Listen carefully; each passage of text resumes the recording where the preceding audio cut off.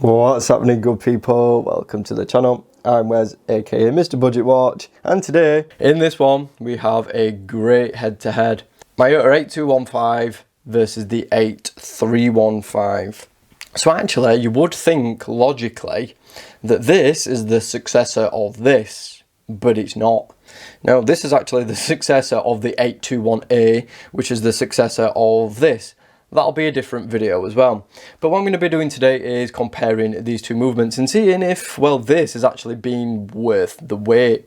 So obviously this has been out a long time, the 8215. Seen a few little tweaks over the years, but it's an old movement. This is new. So that's what we're going to be figuring out today. Anyway, so we're going to talk when these were released, specifications, pros, cons, how they feel in use, and then which one's better at the end. So the 8215 was released in 1977, so it's been around a long time. It's had a few updates, of course, a few aesthetic things, a few things have tweaked and changed, but for the most part it stayed the same. This I saw first mentioned in 2018, people were discussing its potential release, and I think it actually dropped in 2021, and now we're starting to see it utilised more in the watch industry, and that's no bad thing really. I think you know, Miyota definitely did need an upgraded and updated movement, and they've given us this one. But is it actually a good improvement?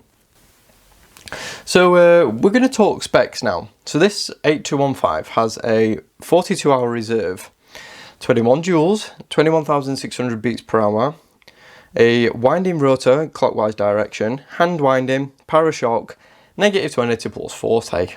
This has a 60-hour reserve, 21 joules, 21,600 beats per hour, a counterclockwise rotating rotor, hand winding, parashock, -20 to +40, and of course hacking. So it definitely takes all the best of this and improves it. So obviously first, after this, we talk cons, any issues. And of course, the 8215 has a fair few. So one, it's very, very noisy. Number two, it's old. No hacking. Bit of an issue there. It's also not the nicest of looking movements. It has since been updated a little bit and it's got a nicer decorated rotor, but that's about it. Other than that, it's not really the nicest looking of movements. This has a few little issues as well. Number one, it's more expensive. And number two, it's not been properly field tested because it's just not been in the industry long enough and needs, well, more breaking in by the community, let's just say. So let's compare actually. We've got one little thing to compare, the noise. Because this is way quieter than this. So I'll see if I can demonstrate. So here's the 8215.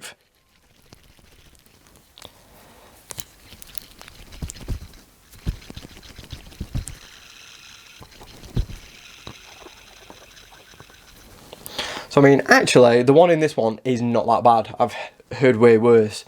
This is what the 8315 sounds like.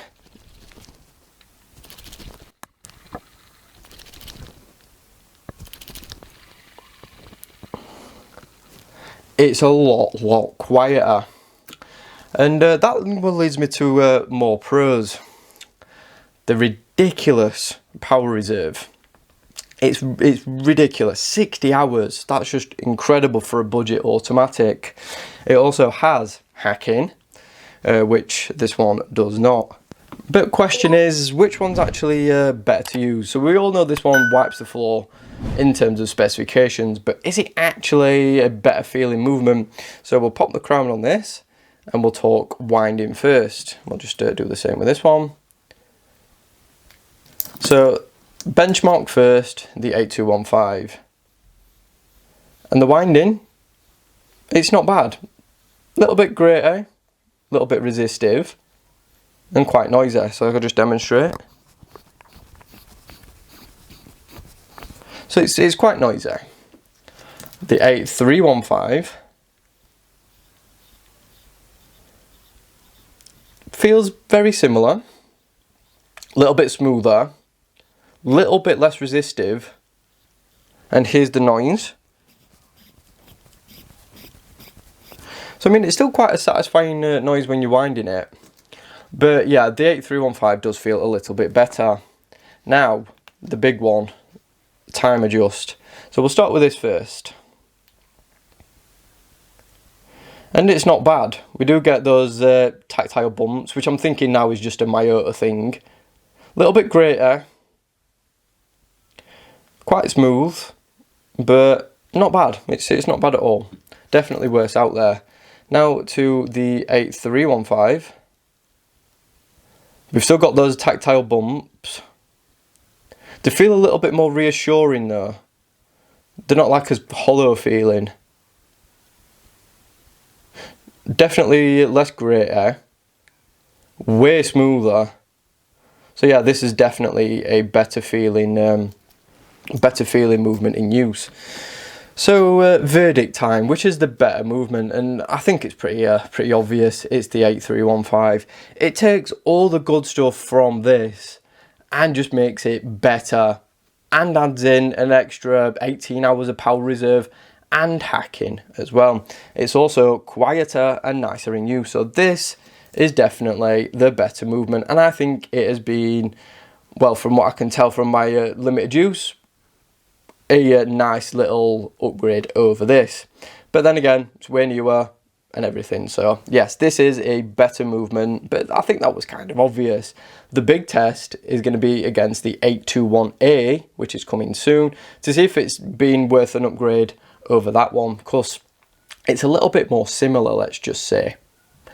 So yeah guys, that's this one done for today. Thank you for watching. Hope you enjoyed it. I'll see you soon. Thanks for watching the video. Be sure to subscribe if you haven't already. Like the video if you enjoyed it. Hit that notification bell so you don't miss any uploads. And of course, follow me on social media at Mr. Budget Watch. Thanks again. I'll see you soon.